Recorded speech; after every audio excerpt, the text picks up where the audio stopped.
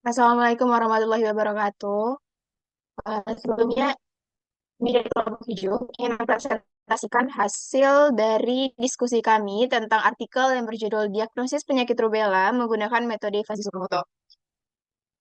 Adapun anggota dari kelompok 7, pertama ada Fadila Fajrini, Azah Marsamalia, Rifa Dwiyana, dan Afifah Aframatullah.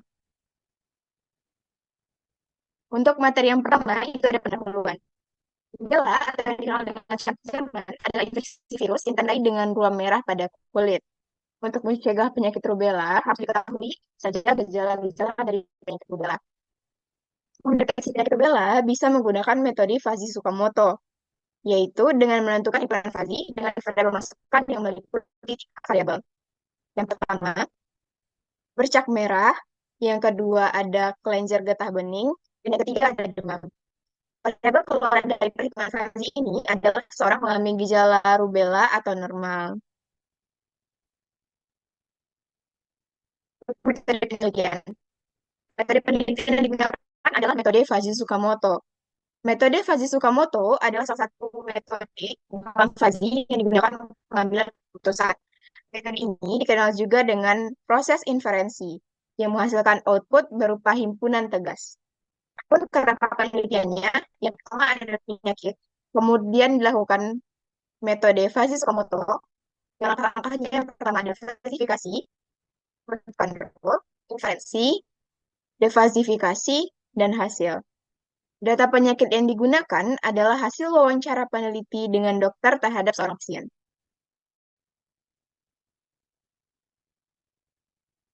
Lihat pada tanggal 1, itu ada variabel yang digunakan. Terbagi menjadi dua, yaitu ada input dan output.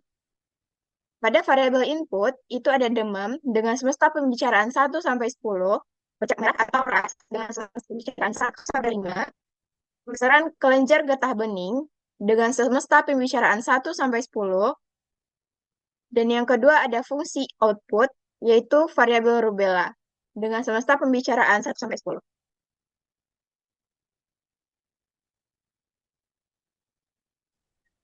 Langkah selanjutnya yaitu tahapan dalam penyelesaian kasus ini menggunakan metode Fasi Sukamoto. Yang pertama yaitu ada fazifikasi.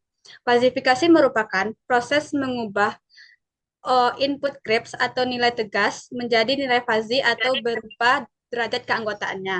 Nah, di sini kami menggunakan tiga variabel fazi akan dimodelkan, yaitu ada demam, bercak merah, dan kelenjar getah bening. Yang pertama yaitu demam. Demam ini terdiri dari dua kategori, yaitu ada kategori rendah dan ada kategori tinggi. Di mana rentangan nilai untuk demam ini yaitu 1 sampai 10. Jika diubah dalam bentuk grafik, maka akan menghasilkan grafik seperti yang tertera. Nah, dari grafik ini kita bisa menghasilkan fungsi keanggotaannya. Yang pertama yaitu fungsi keanggotaan untuk kategori yang rendah, yaitu 1 untuk yang nilainya kurang atau sama dengan 1, 10 kurang X per 10 kurang 1 untuk rentang nilai 1 sampai 10, dan 0 untuk nilai yang lebih besar dari 10. Yang kedua yaitu fungsi keanggotaan untuk kategori yang tinggi, yaitu ada 0 untuk rentang nilai kurang atau sama dengan 1, X kurang 1 per 10 kurang 1 untuk rentang nilai 1 sampai 10, dan 1 untuk rentang nilai lebih dari 10.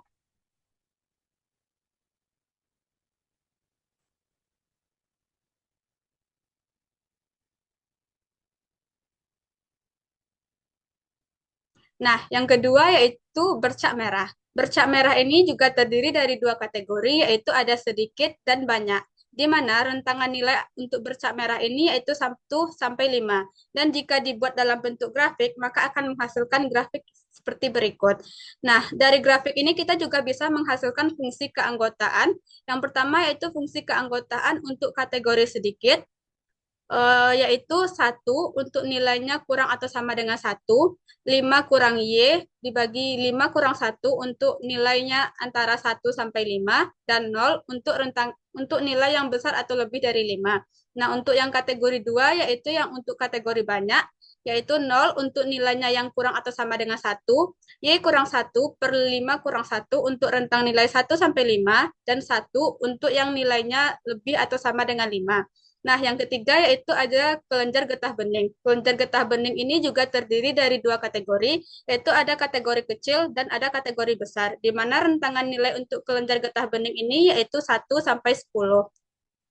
Jika diubah dalam bentuk grafik, maka juga akan menghasilkan grafik seperti berikut. Nah, dari grafik ini kita juga dapat menghasilkan fungsi keanggotaannya, yaitu yang pertama yaitu fungsi keanggotaan untuk kategori kecil, yaitu 1 jika nilainya kurang atau sama dengan 1, 10 kurang W dibagi 10 kurang 1 untuk nilainya antara 1 sampai 10, dan 0 untuk yang nilainya lebih besar atau sama dengan 10. Nah, yang kedua yaitu untuk kategori yang besar bernilai 0 jika dia nilainya kurang atau sama dengan 1, W kurang 1/10 kurang 1 untuk rentang nilai antara 1 sampai 10, dan 1 untuk rentang nilai besar atau sama dengan 10.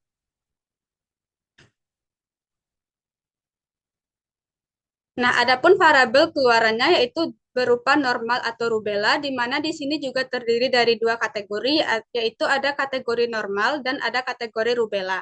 Nah, fungsi keanggotaan untuk yang kategori normal yaitu bernilai 1 jika nilainya itu kurang atau sama dengan 1, bernilai 10 kurang Z dibagi 10 kurang 1 untuk rentang nilai 1 sampai 10, dan bernilai 0 untuk besar atau sama dengan 10.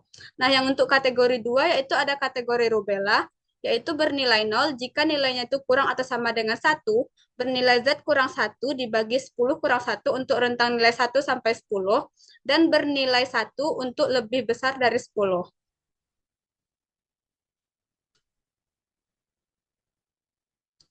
Nah, selanjutnya yaitu data yang diperoleh. Dari data wawancara peneliti dengan dokter terhadap kondisi seorang pasien, diperoleh data sebagai berikut. Untuk demam yaitu memiliki nilai 3, bercak merah memiliki nilai 2, dan kelenjar getah bening memiliki nilai 5. Nah, dari nilai-nilai ini kita akan mengubah menjadi nilai fazinya atau berupa derajat keanggotaannya.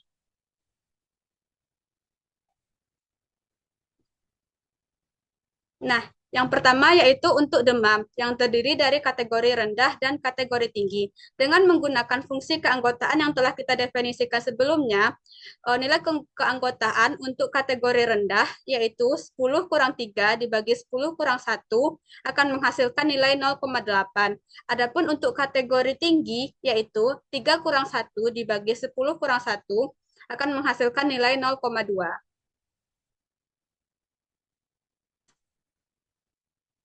Yang kedua yaitu bercak merah, yang terdiri dari kategori sedikit dan banyak. Dengan menggunakan fungsi keanggotaan untuk variabel bercak merah, maka derajat keanggotaan untuk kategori sedikit yaitu 5 kurang 2 dibagi 5 kurang 1 yaitu 0,75. Adapun untuk kategori yang banyak adalah 2 kurang 1 dibagi 5 kurang 1 yaitu 0,25.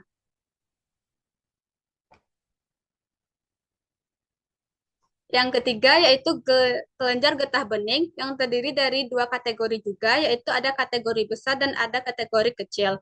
Nah, dengan menggunakan fungsi keanggotaan untuk variabel kelenjar getah bening, maka nilai keanggotaan atau derajat keanggotaan untuk kategori kecil yaitu 10 kurang 5 dibagi 10 kurang 1 yaitu 0,55. Adapun untuk kategori besar, nilai keanggotaannya yaitu 5 kurang 1 dibagi 10 kurang 1 yaitu 0,45.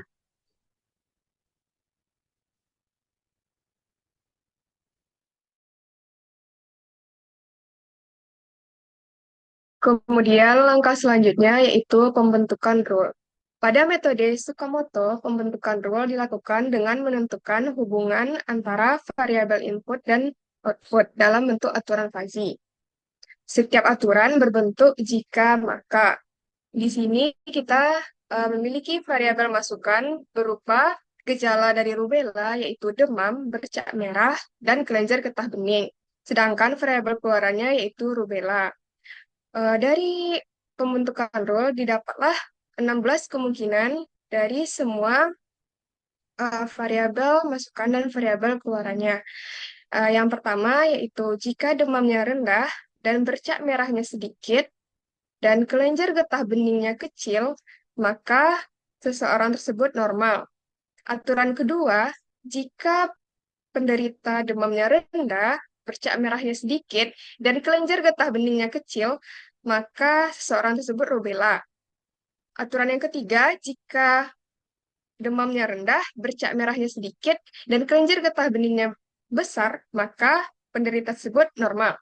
Dari ke-16 kemungkinan ini, ada kemungkinan yang logis dan tidak logis. Contohnya seperti pada aturan yang kedua, seseorang tersebut memiliki gejala demam yang rendah, bercak merahnya sedikit, dan kelenjar getah beningnya kecil. Pasien tersebut tidak memiliki gejala yang tidak memiliki gejala untuk terjangkit rubella. Sedangkan variabel keluarannya pasien tersebut rubella, maka aturan ini tidak logis. Jadi di antara semua aturan ke-16 aturan ini kita lakukan evaluasi aturan. Jadi kita pilih aturan-aturan yang logis. Setelah melakukan evaluasi aturan, diperolehlah 8 aturan yang logis, yaitu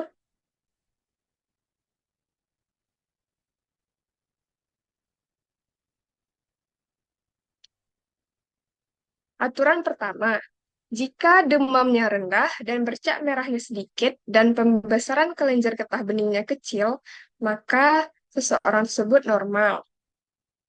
Aturan kedua, jika demamnya rendah dan bercak merahnya sedikit dan pembesaran kelenjar getah beningnya besar, maka seorang tersebut normal. Aturan ketiga, jika demamnya rendah dan bercak merahnya banyak dan pembesaran kelenjar getah beningnya kecil, maka seorang tersebut normal. Aturan keempat, jika demamnya rendah dan bercak merahnya banyak dan pembesaran kelenjar getah beningnya besar, maka seorang tersebut rubella. Kemudian aturan kelima, jika demamnya tinggi dan bercak merahnya sedikit dan pembesaran kelenjar getah beningnya kecil, maka seorang tersebut normal. Aturan keenam, jika demamnya tinggi dan bercak merahnya sedikit dan pembesaran kelenjar getah beningnya besar, maka pasien tersebut rubella. Aturan ketujuh, jika demamnya tinggi dan bercak merahnya banyak dan pembesaran kelenjar getah beningnya kecil, maka seorang tersebut rubella. Dan aturan yang kedelapan, jika demamnya tinggi dan bercak merahnya banyak dan pembesaran kelenjar getah beningnya besar, maka pasien tersebut rubella.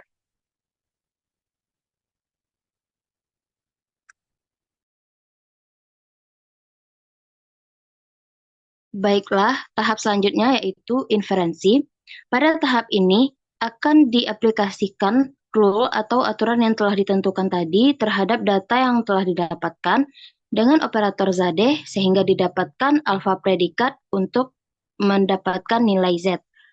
Pada aturan pertama yaitu jika demam rendah dan bercak merah sedikit dan pembesaran kelenjar getah bening kecil, maka normal. Pada operator Zadeh, operator dan akan dicari nilai keanggotaannya yang paling minimum. Dapat dilihat fungsi keanggotaan demam dan fungsi keanggotaan bercak merah dan fungsi keanggotaan pembesaran kelenjar getah beningnya yaitu 0,8, 0,75, dan 0,55. Yang paling minimum adalah 0,55. Untuk mendapatkan alfa predikat 1,0,55 pada himpunan normal, maka sesuai dengan rumus yang telah ditetapkan pada fazifikasi tadi, yaitu 10 kurang Z1 per 10 kurang 1 sama dengan 0,55. Didapatkan Z1-nya yaitu 505.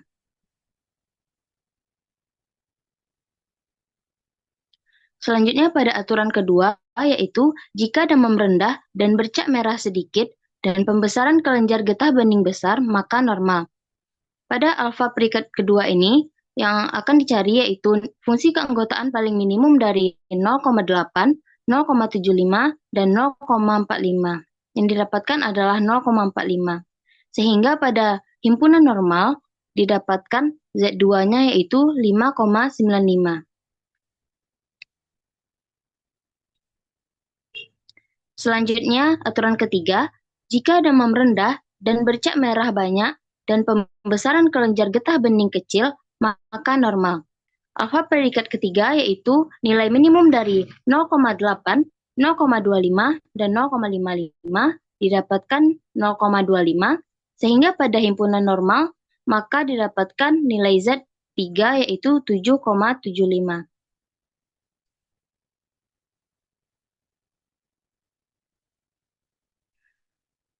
Selanjutnya yaitu jika demam rendah dan bercak merah banyak dan pembesaran kelenjar getah bening besar maka rubella.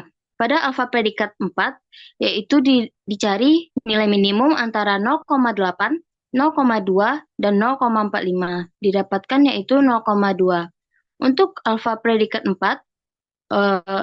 pada himpunan rubella maka sesuai rumus yang telah ditentukan pada fasifikasi tadi, yaitu Z4 dikurang 1 per 10 dikurang 1 sama dengan 0,2. Didapatkan Z4-nya yaitu 3,25.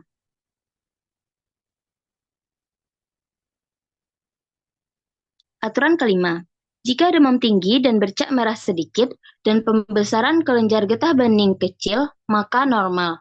Alfa predikat kelima itu nilai minimum dari 0,2, 0,75, dan 0,55 didapatkan 0,2. Sehingga pada himpunan normal didapatkan dengan cara yang sama. Pada kasus sebelumnya, pada himpunan normal didapatkan Z5 yaitu 8,2.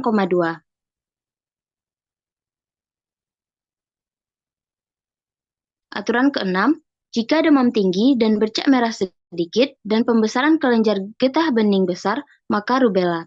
Alfa predikat keenam yaitu nilai minimum dari 0,2, 0,75, dan 0,45. Didapatkan nilai minimumnya yaitu 0,2.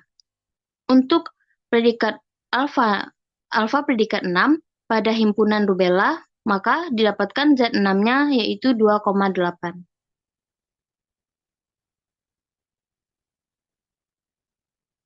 Aturan ketujuh, jika demam tinggi dan bercak merah banyak dan pembesaran kelenjar getah bening kecil, maka rubella. Alfa predikat 7, yaitu nilai minimum dari 0,2, 0,25, dan 0,55 didapatkan yaitu 0,2. Untuk alfa predikat 7 0,2 pada himpunan rubella, maka didapatkan Z7-nya yaitu 2,8.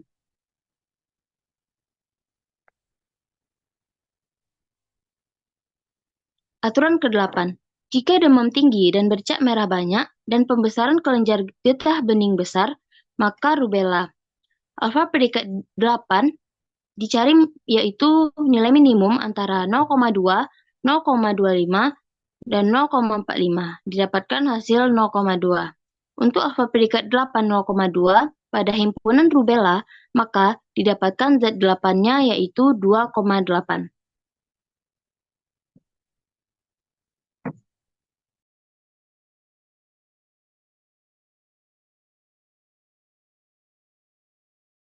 Untuk langkah selanjutnya, itu ada defasifikasi. Defasifikasi adalah proses mengubah output himpunan fazi menjadi himpunan tegas dengan menggunakan rata-rata berbobot. Di mana di sini kita menggunakan rumus, yaitu Z sama dengan alfa 1 dikali Z1 ditambah alfa 2 dikali Z2 ditambah alfa 3 kali Z3 hingga alfa 8 dikali Z8. Dibagi dengan alfa 1 ditambah alfa 2 hingga alfa 8. Sehingga didapatkan nilai dari Z-nya yaitu sama dengan 5. Didapatkan nilai perhitungan dengan menggunakan struktur terhadap gejala pasien ini adalah 5 dari 10.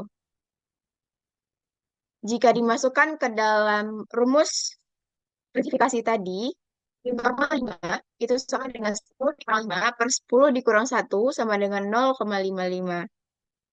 New rubella 5 sama dengan 5 dikurang 1 per 10 dikurang 1 sama dengan 0,45.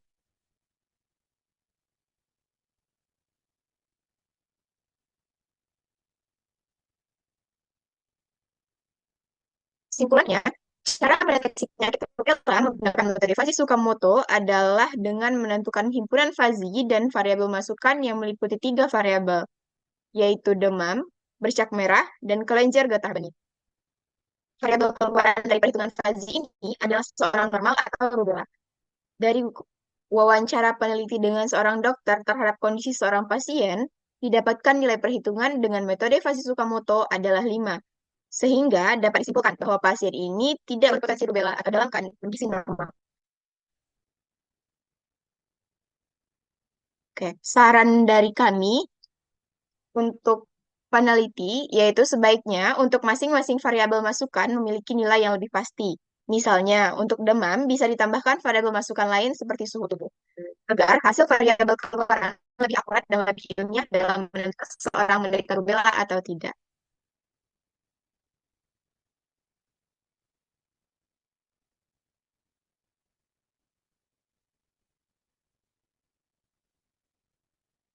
Sekian penyampaian materi dari kelompok 7. Terima kasih dan Assalamualaikum warahmatullahi wabarakatuh.